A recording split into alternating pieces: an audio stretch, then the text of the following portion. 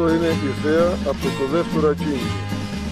Είναι το ένα περίπου 10 στρέμματα και φτάνει ξεκινάει από εδώ πέρα και φτάνει μέχρι τον άσφαλτο και περνάει και κάτω από τον άσφαλτο και άλλο ένα χρωματόδρομο που πάει στην Τριόπεδο. Και έχουμε θέα στο Τριόπεδο.